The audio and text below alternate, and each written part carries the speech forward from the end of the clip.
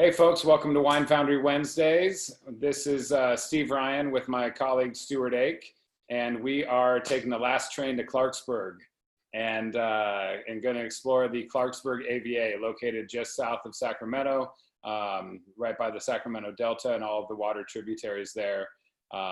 We have been sourcing fruit from there for 4 years, 5 years? Yeah, since 2015. This will be our fifth vintage.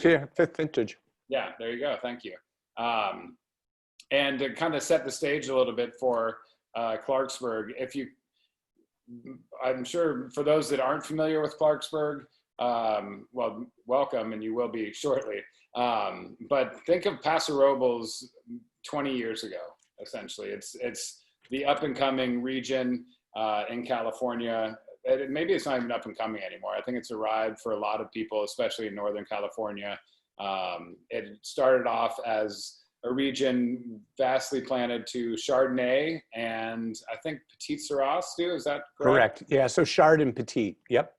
And it was high yield acreage, and so there are brands. What, Stu, you thought of one earlier that kind of made it way there. I mean, I think, we are recording, so I'll be nice, but like Bogle, I think, is one that would be out there, right? So it's, they're really good drinkers, but they're really good drinkers. Yeah. But I think we saw that sea change about 15 years ago where the cool kids on the block, people who wanted to reduce yields and explore with grapes that we just can't grow in Napa Valley. Is that a fair thing, Steve? Sorry for interrupting. Yeah, I think so. And so it's basically, Stu and I went out to Clarksburg yesterday, and this is a clean shirt. You'll see in the video that I'm wearing the same shirt, but this is a different one, I promise. But we went out there yesterday and met with Mike Heringer, the owner of the Vineyard and the brand Heringer Estates, where we source Petit Syrah, Tempranillo for our rosé and our 15 Minutes of Fame. We also source Mourvèdre for rosé as well, and Malbec, which we use a lot in blending. And this year we're going to have a little bit of Nebbiolo in there as well that we decided to explore. So I think the climate there is very similar to Napa Valley. It is hot days. Right, yesterday it was 93, 94, something like that when we were there. And the nights get down into the high 50s, low 60s. However, it has a little bit of a different influence. Napa, we've talked about this in prior sessions about Napa, especially now when we talk about Coombsville, or even in Sonoma when we've talked about the Petaluma Gap. There's kind of a marine fog layer that'll come in and kind of creep up the valleys. With Clarksburg, there is not a fog layer, so you don't get that. You get more sun, more ripening, essentially more kind of degree days in there. So is that fair, Stu? Yeah, it is. Steve, I have to admit, I'm very sad right now. I don't have anything in my glass. I'm hoping you can hook me up. Could you? Oh yeah, I gotta get the bottle. So you talk for a second while I get the bottle. So let me pull up the map where Clarksburg is, and then we'll toast collectively everyone together, because I'm sure you're at home. Nobody's going to sip before we do, right? Because we have to do this as a collective. And so I hope your glasses are full. Unfortunately, Steve was not nice. Oh, look at that. Steve, before you pour, you have to share your secret. So keep the bubbles in the bottle, put a spoon in there and put it in the fridge. This will work better than a champagne stopper to keep the wine carbonated, because the stainless steel on your silverware keeps the neck cold, and that'll keep the CO2 in solution. So even though there's the Petaluma Gap around the top there, it keeps the CO2 in solution. It's great. Yeah. So how are you going to, hook me up? So you're above me right now, Stu, so I'm going to pour it. And it's not going to work. we had a anyway, inside baseball. Yeah, so, inside baseball. So let's get into it. So we chatted with Mike a little bit yesterday. Do we have any of those video clips, Stu? Yeah, we do. Can you mind if I pull up the AVA first so we can kind of direct people where we're going? So I'm just going to kind of pull up where Clarksburg is. And Okay, if you can see my cursor, here is Napa. So here's the Bay Area, San Francisco, fog, wind. Everyone who's around here knows everyone knows it's windy, the association. But temps have been warm and windy, not ideal fire conditions. So here we are in Napa. And then what Steve and I did is we hopped over here on Jameson Canyon Road, and then drove up towards Sacramento, and then did this little cut off here, kind of hopped on 5 briefly. And then if you zoom in, I hope we can do this without things kind of breaking down entirely. Everywhere you go, there are these little sloughs, these little fingers of water, and they go right up to the vineyards. So there's like there's water right there.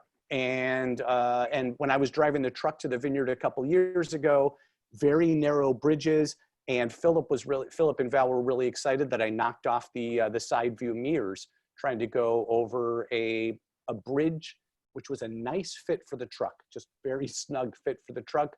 And I was trying to reduce gas mileage by knocking off the side view mirrors. Yeah. So as you see there, the waterways basically will provide a nice cool breeze. And so when we were out there yesterday, while it was 93, 94 degrees, it was very temperate because we were there we were there from like 3 to 5 or so. Yeah.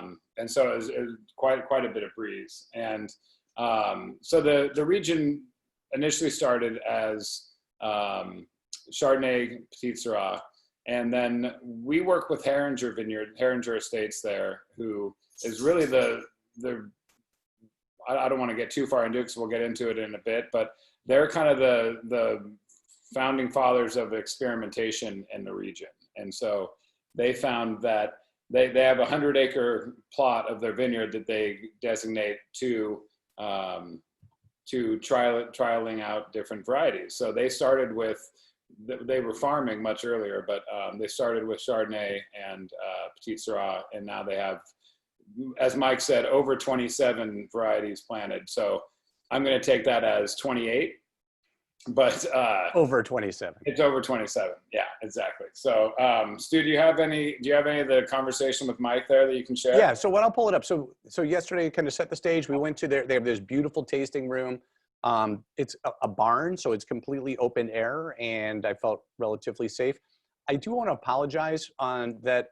I had my mask, so it looks like I'm donning a turtleneck, and when it's 90 plus degrees, not ideal. So here I am with Mike. Hey Stu, you got audio on that? I do. It's because your headset's in? It could be because my headset's in. Let me, that little intro was really boring. And if you would like me to try it again, I will. Let's give it a shot. Why not? If it's terrible this time, let's see. The owner here, winemaker at Heringer, we source a number of different grapes.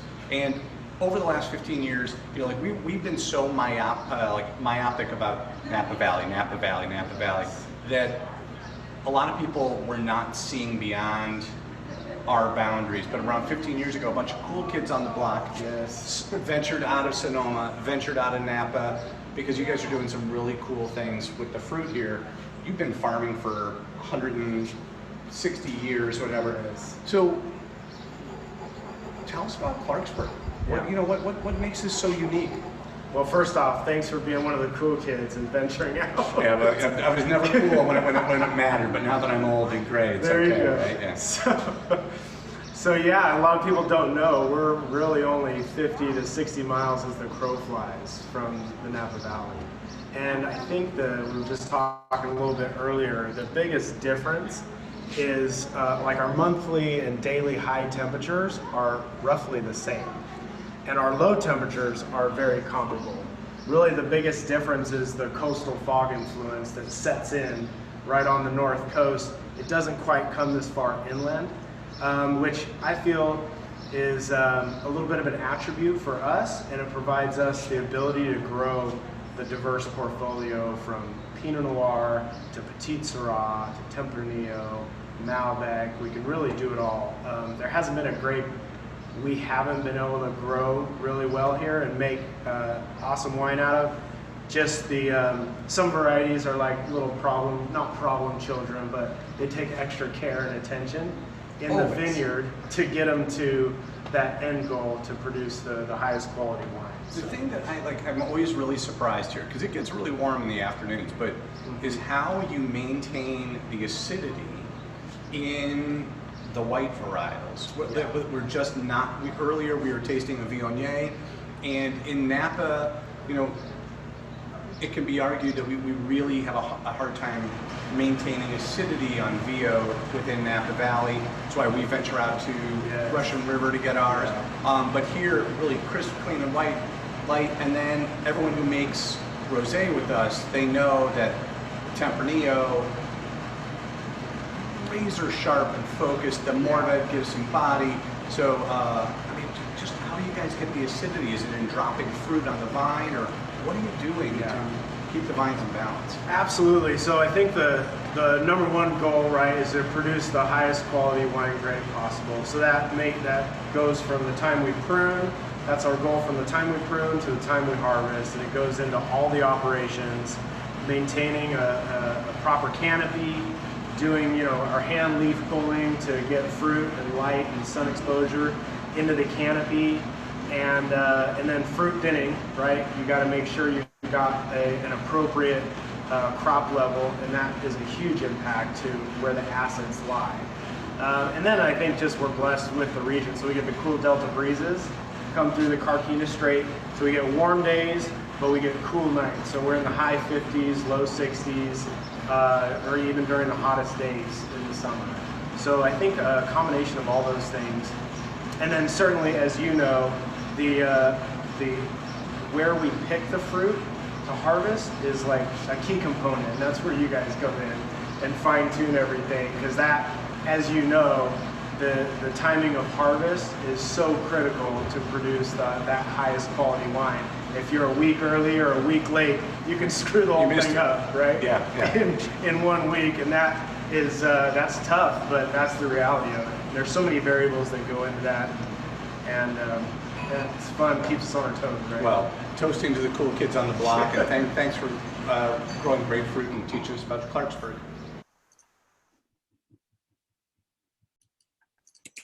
Hey, Steve, remind me to stand up taller and work on my posture and stop eating, because I've definitely hit that COVID-19 diet right now. I'm packing on the pound, so if you could just I'll remind you as soon as you get that turtleneck off too. So, thank you, man. Or maybe that's your gobble cover from all of your COVID-19, maybe.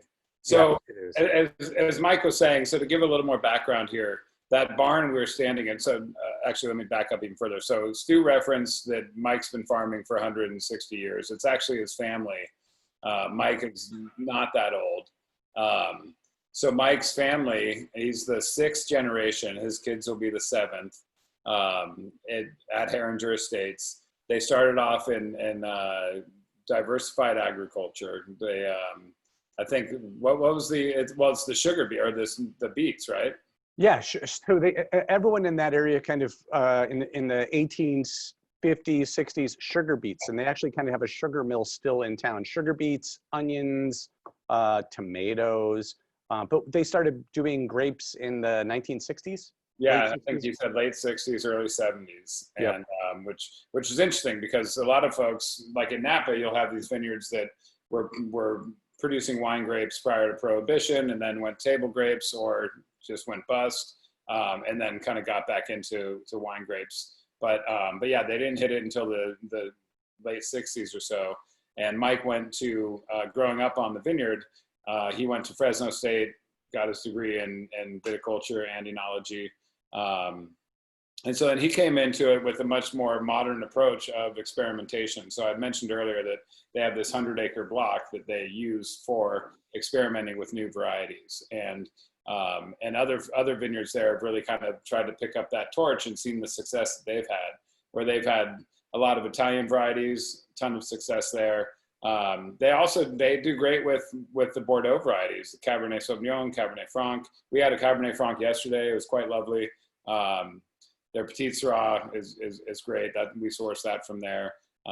We initially went there for white varieties because they had varieties that you just can't find. We wanted to make a rosé with Tempranillo, and we just kind of had this thought and played around with it, and so we went there, and so because they had it and the price is right for rosé. If you're going to buy a red grape for rosé, for a whole cluster press rosé, meaning you're going to take the entire all the clusters and put them in the press and make it like a white wine, like you do traditionally with the rosé.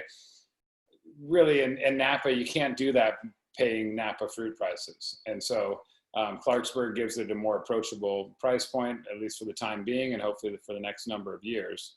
But yeah. So what am I missing there, Stu? I kind of and again, I'm going to come back to the acid. So our for some reason our temperatures in Napa is ideally suited for Bordeaux varietals.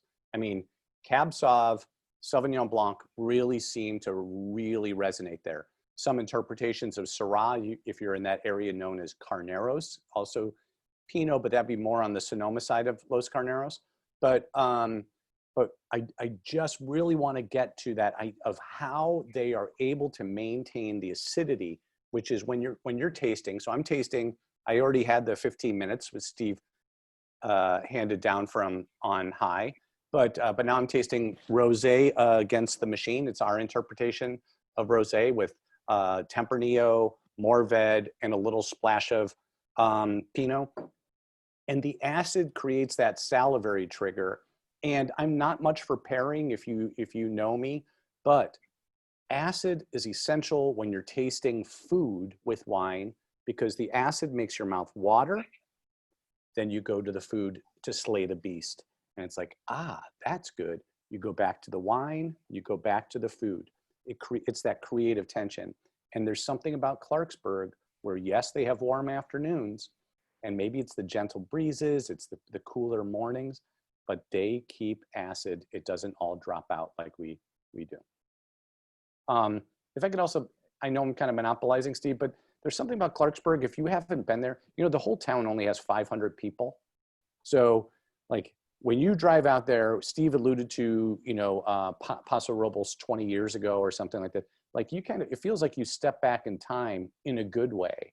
Yeah, I really want to go spend a weekend out there and do some other tasting. And so that barn that Stu was standing in when we were talking about that, so that barn, it's 120 years old, and they just converted it into their kind of open air pavilion. They were really kind of on the ball with everything that's happening with COVID and all of that, and needing a little more space with a little bit of shelter from the sun. But it's great. All those timbers are new. They just redid the siding on the outside, but the guts are all the original timbers, which is super cool. So anybody that goes up to Clarksburg, you have to go to Heringer Estates. For Wine Foundry clients, definitely you tell them that you make wine at the Wine Foundry and they'll treat you as industry. But it's great. I think we went out into the vineyard a little bit as well, Stu. Do you have any of that footage there? Yeah, we do, but I thought it might be more fun just to make you kind of tap dance around a little bit. And so let me pull up the vineyard video. And now I'm going to tap dance a little bit. Just don't forget to take out your headphones too. What? Yeah. Do you have an ear infection? All right, ladies and gentlemen, I present to you Dr. Steve Ryan and Dr. Mike Heringer in the vineyard at Heringer Estates. All right, so now we are in the some of the rows at Heringer Estates, where we purchase for the Wine Foundry and Anarchist Wine Co. We purchase Tempranillo, Mourvèdre. Both of those go into rosé against the machine and other rosés that we do for clients, and also our 15 minutes of fame. And then on the red side, we purchase Petit Syrah, Malbec, and this year we're trying out a little bit of Nebbiolo. So Mike, and this is Mike Heringer again here with me. Mike, can you tell us a little bit about, I know we talked briefly about kind of the Clarksburg AVA, but what we didn't get into soils, so what are we standing on here? What are the vines going into? This is out here, we're in the North Delta, right, which is it's surrounded by waterways, sloughs. This is the main artery that comes from the foothills and up north through the Delta out to the San Francisco Bay. So over the years, before the levees were built, our property's right on the base of a levee. It's a tributary of the Sacramento River. Before these levees were built, we had overflow. They were every winter, right? You get a lot of big rainstorm. The water flows down out to the ocean. You have overflow. So this area would flood on an annual basis before the levees were built. And you had all the mineral deposits from the foothills and up north would come and deposit out here as it flowed out to the San Francisco Bay. So right here we've got, that was a long story, but no, that's good. That's helpful though. That's we've got sandy alluvial sediment soil. Okay. So, and right here next to the properties that are closest to the natural waterways, those natural waterways that run through the Delta, have the heaviest deposits of the silt and those mineral deposits. So it's really rich soil, which just allows us to grow pretty much anything. So the elk slough that's behind, so this tree line, that's essentially the levee, right? Yeah. Okay. Yep. So the elk slough, which is back here, that's a tributary off of the Sacramento River to the north? Yes. And then will that connect to the Delta? Yeah, the Sacramento River runs straight out to the San Francisco Bay. Okay, got it. Yeah. So, all right, so that's on the soils. Now, if we can talk a little bit about farming practice. So I see VSP bilateral cordons here. And anything in particular that you do that you find successful here? I mean, you've had the good fortune of and I guess foresight to really have part of this big 100-acre block we were talking about is you'd separated out about half of it into experimental blocks, into right? small blocks. Yeah. And so what did you learn throughout that process? Yeah, I mean, so we've got different. This is a VSP trained. So hey, sorry about the video there.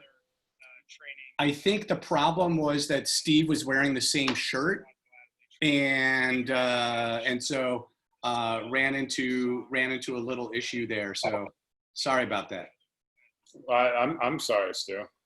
I don't know. The other one seemed to go fine, but this one was frozen. So well, Steve, you know, it's a bunch of grapes growing on vines, folks, which are totally cool. As far as progress in the vineyard, we have seen a little bit of variation happening in parts of Sonoma, up towards Healdsburg and Dry Creek. Not at any of our vineyards, but just from some friend spots. And then a little teeny bit in Napa. We looked pretty closely yesterday, not a lick, and the berries are still very much in there. They're not ready to start sweetening up yet at all. So we're still probably at least, I would say, 2-3 weeks out from variation from what we saw. Sound right, Stu? Yeah, 2 or 3 weeks, and then that's really going to be kind of like the march to harvest. And look, the majority of the fruit that we source in Clarksburg is going to be for our whites and rosé program. So that stuff's going to be coming in early. But a funny thing about the Mourvèdre is that it just doesn't ripen. The Mourvèdre, even for the rose, because usually what you do is like the grapes come in different cycles. If you are enjoying a rosé or a crisp white wine, those grapes usually are harvested earlier. However, the Mourvèdre stays on vine, and we are just grasping to get sugar development. And it came in after Cabernet, a bunch of Cabernet Sauvignon, and Cab usually comes in extremely late. So, and it's still was very low in the way we measure sugars, which was bricks.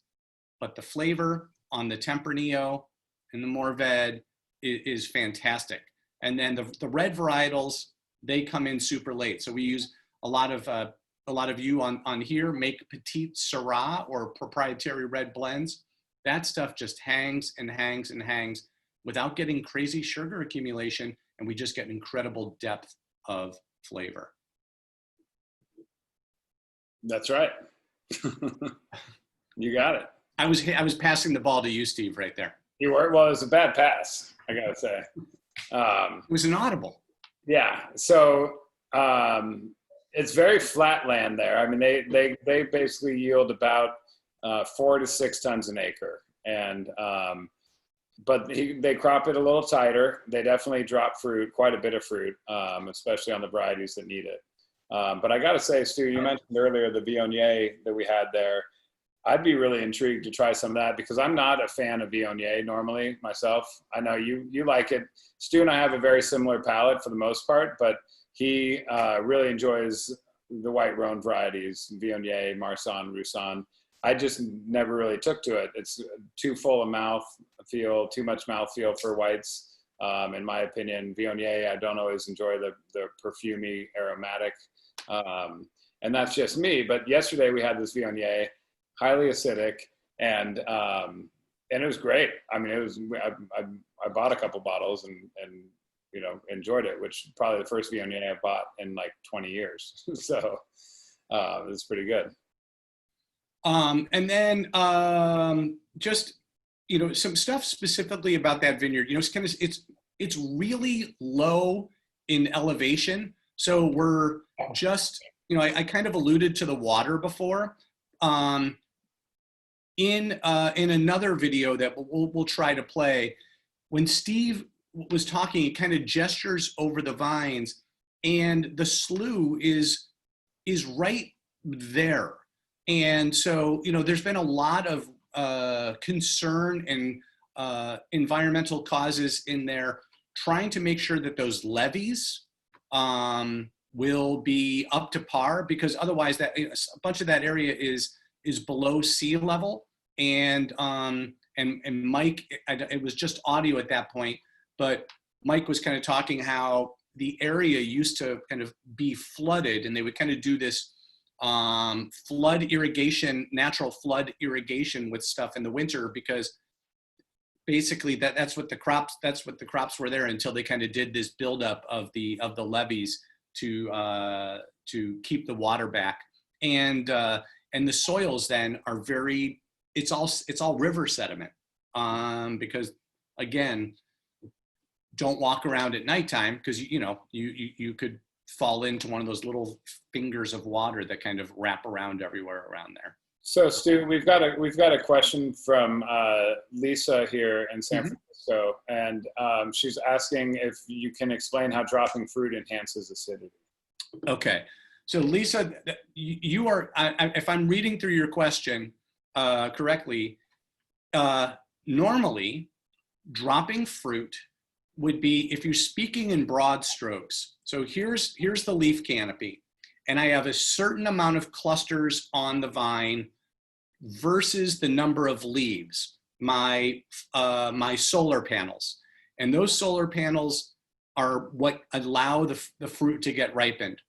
In this area in the past where they had super high yields, we would kind of say, when we're talking in the 70s, the 80s, the early 90s, they had so much fruit that those grapes couldn't get ripened. And so why did I say if you're dropping fruit, how could that preserve acidity?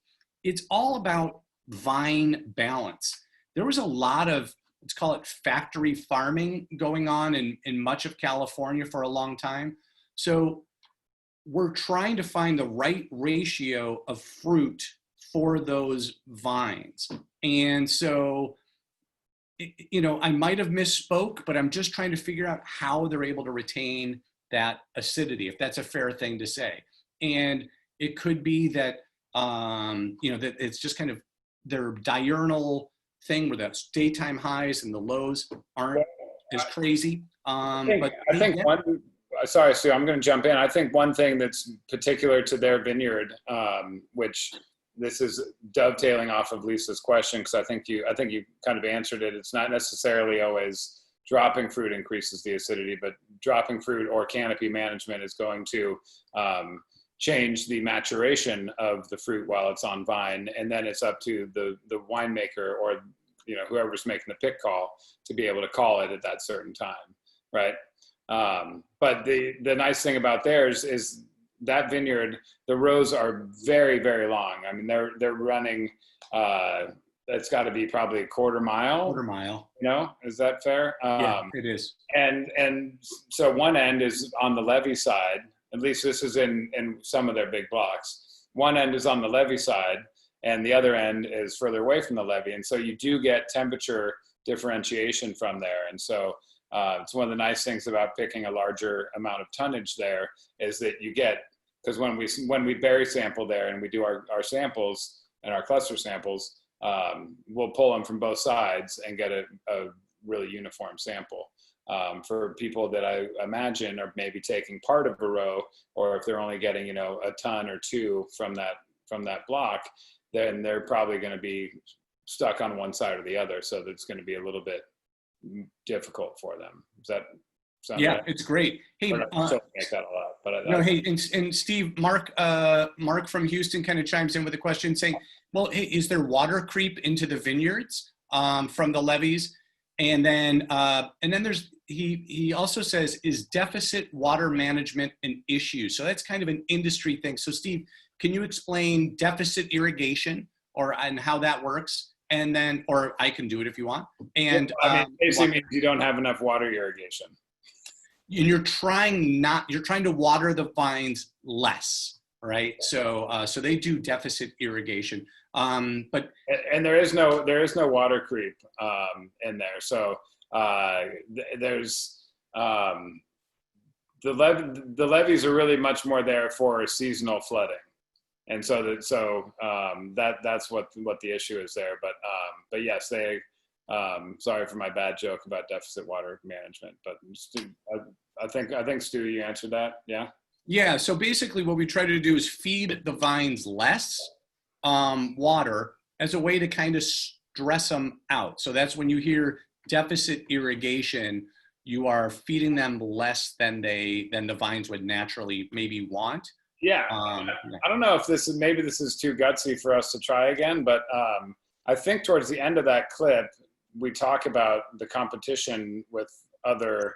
Is that the same part when we had the conversation with them about the cover crops and the weeds and all of that? Isn't that towards the end of that? Yeah. So let me see if maybe we get a little better. Can you do a little tap dancing, Steve, for a minute and talk about sustainability on the property too, because it's pretty cool how they do sustainability they're really committed to it. They've been outside sources. They're certified sustainable by a third party. So it's basically a cheaper version than going through the CCOF, I believe, because you spend a ridiculous amount of money to do that, and you really don't need to. But they are a certified sustainable property. They plant all their cover crops. They have owl boxes. They actually have a very cool, I want to go to this next year, and somewhere I left this thing around here. They call it their owl release party. And so they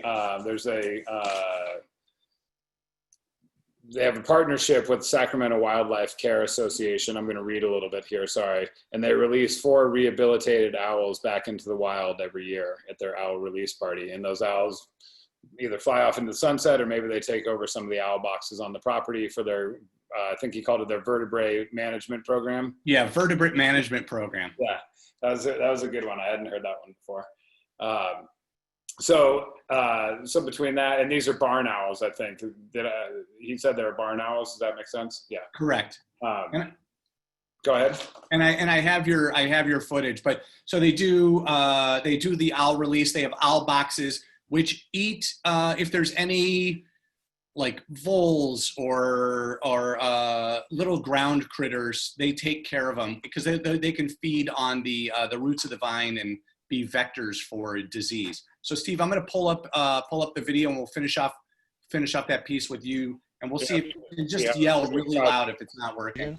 When you start sugar accumulation, and about at that time, from let's say bloom to veraison, we're really trying to harness back the water. We're trying to have these vines struggle a little bit in order to decrease the berry size and increase the complexity and the character of the wines we're all making.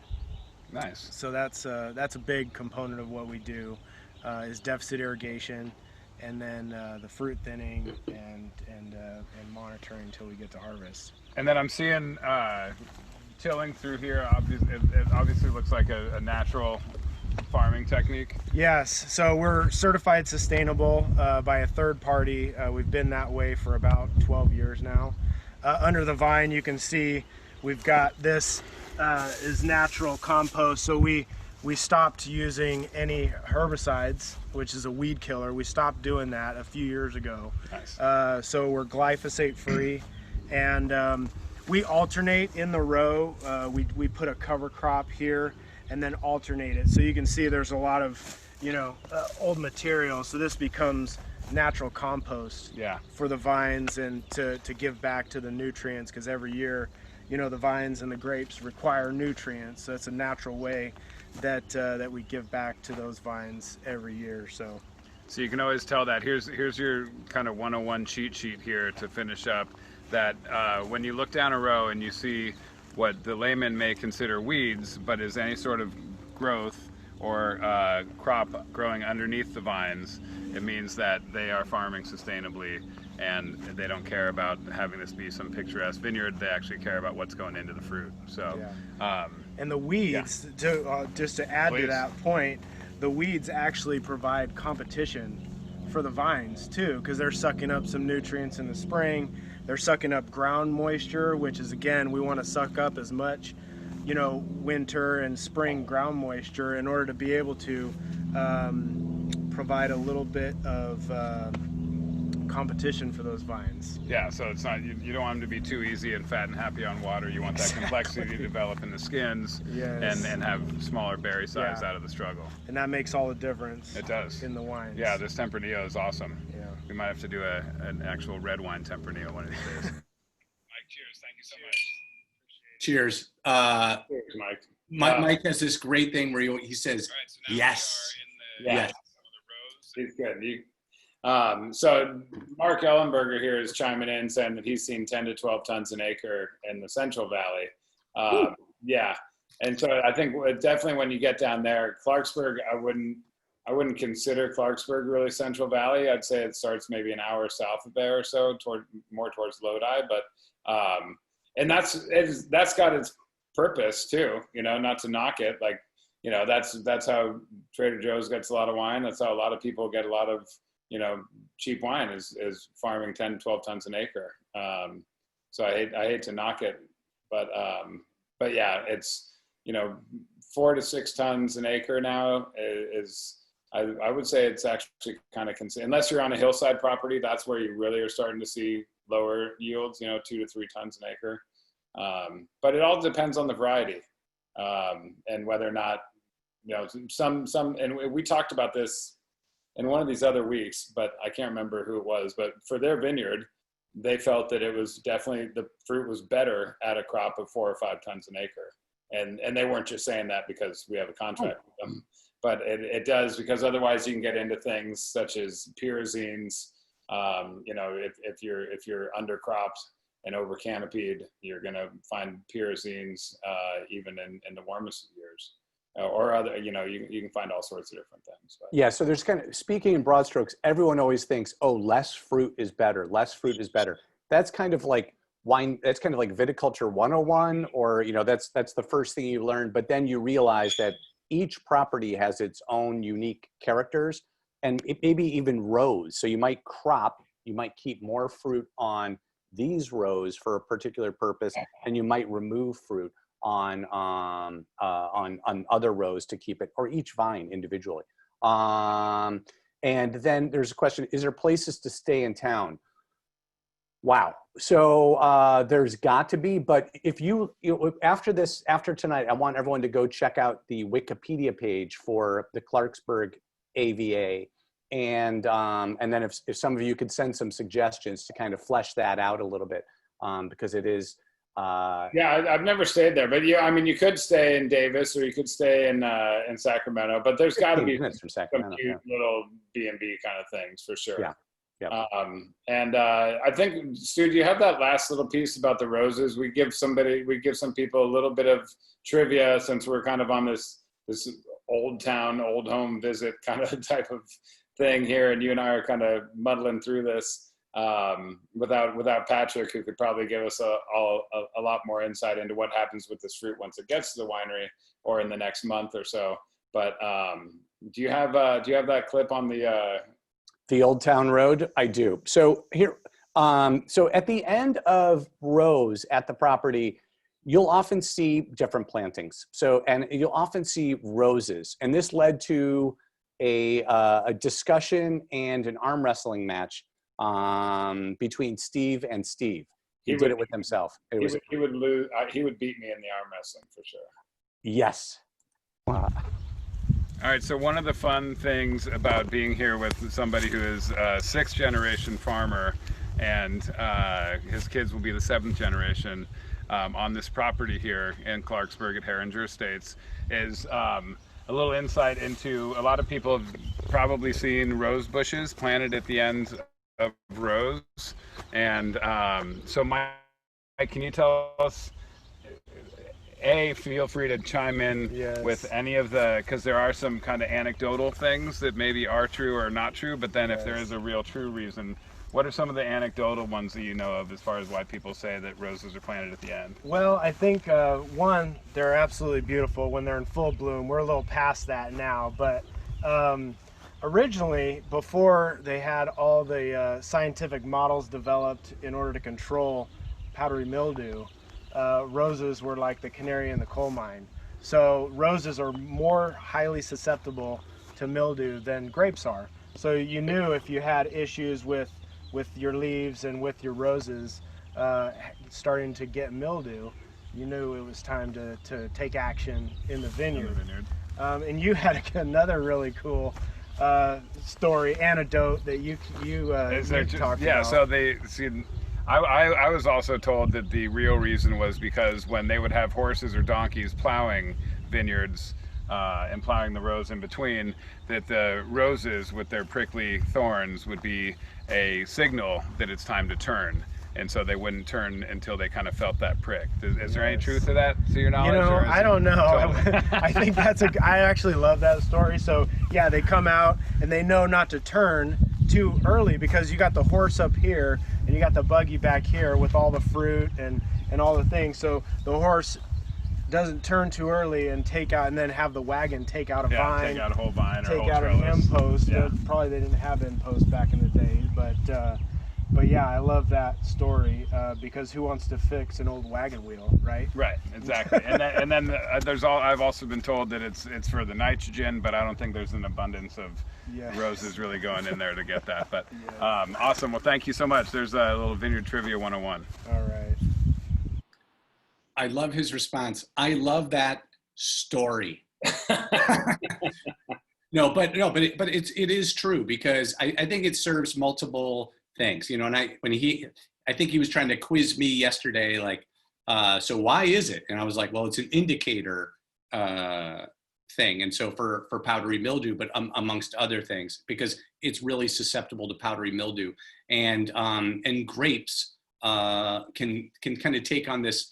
Or we're always kind of talking about disease pressure, and that is, we're kind of doing kind of spore counts and kind of looking, will the grapes be more susceptible to mold this year? And so that was just kind of an age-old way of seeing, is this crop going to be potentially more susceptible to mold? And then they would spray copper sulfate, which was the old the way to keep them clean.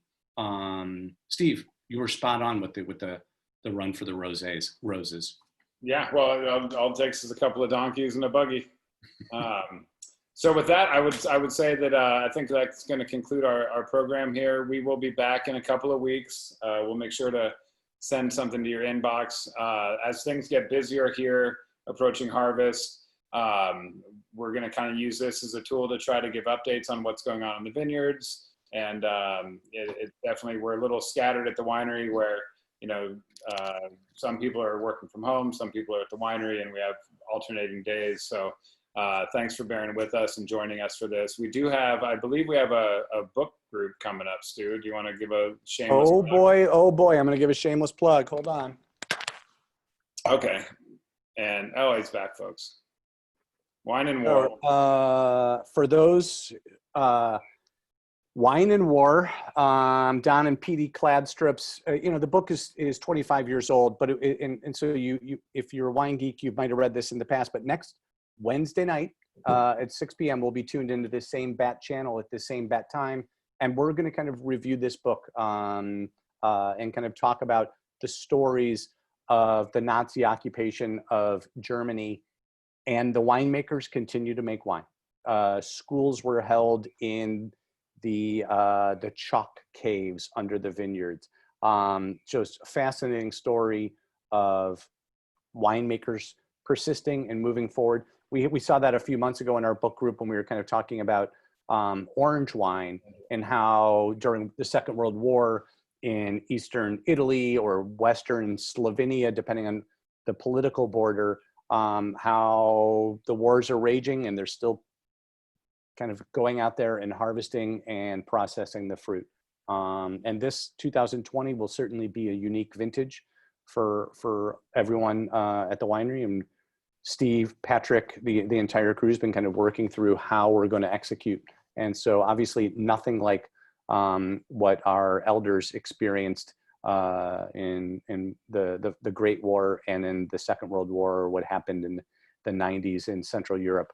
But we'll be in kind of unique territory. But we've been kind of building a plan, and so we'll be ready to execute in about 6 weeks, Steve.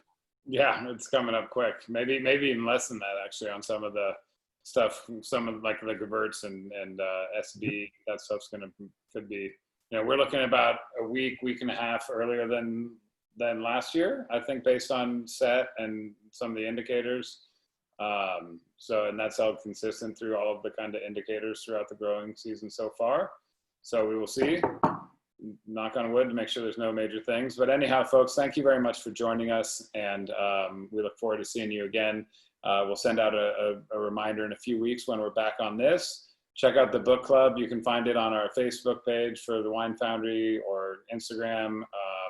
You can email Stu, and he'll get it out to you as well if you want to register for it.